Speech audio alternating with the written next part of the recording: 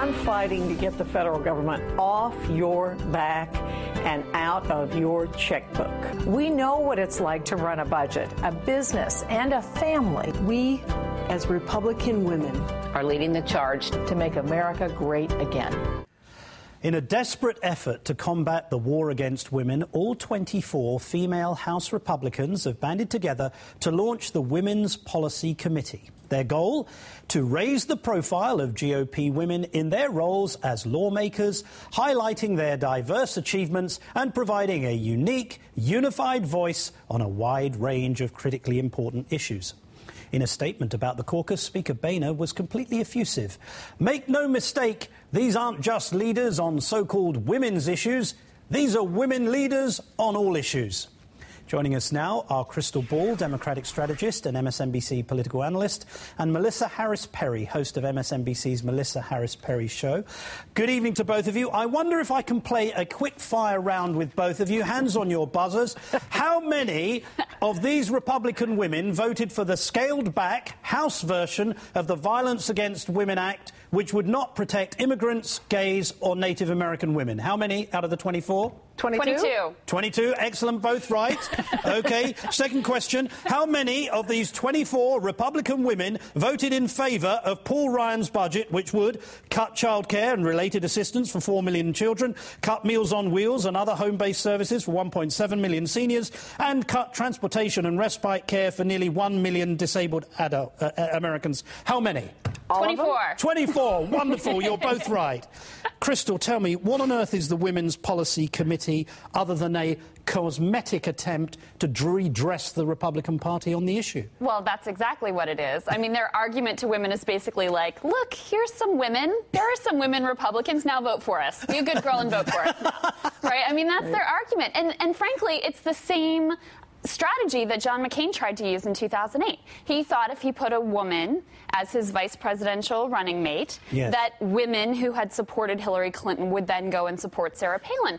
Well, that's ridiculous. We're not stupid. We look at the policies that people are supporting, and that's what we judge them on, not on their gender. So the fact that you have a woman there does not mean we're going to support them. And Melissa, the problem, I guess, for John McCain was that the woman that he selected actually opened her mouth, and that led to all kinds of difficulties, didn't it? Well, look, I mean, I actually respect that women are a diverse political population. You know, the president said this when he said you're not an interest group, you're half the population. And so the fact is there really are legitimately conservative Republican women, women who support the Ryan agenda, women who support this agenda that these Republican women are coming out on.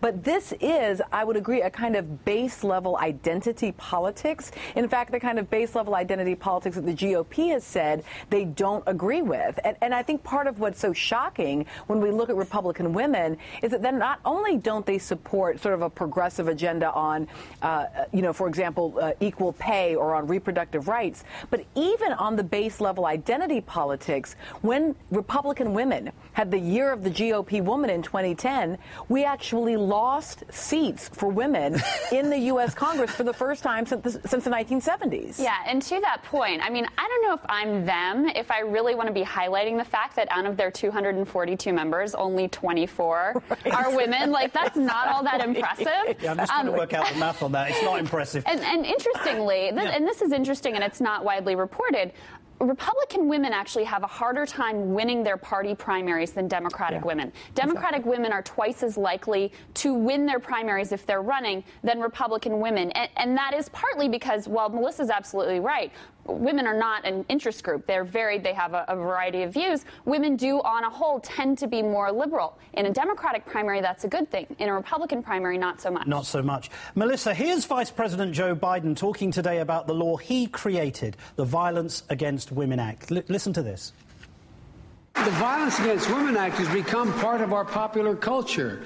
Businesses, everybody has embraced the notion that a woman has a right to be free of violence and intimidation on the street, in her own home, wherever it is. And these guys in the House just voted down our version, the continuation of this existing Violence Against Women Act.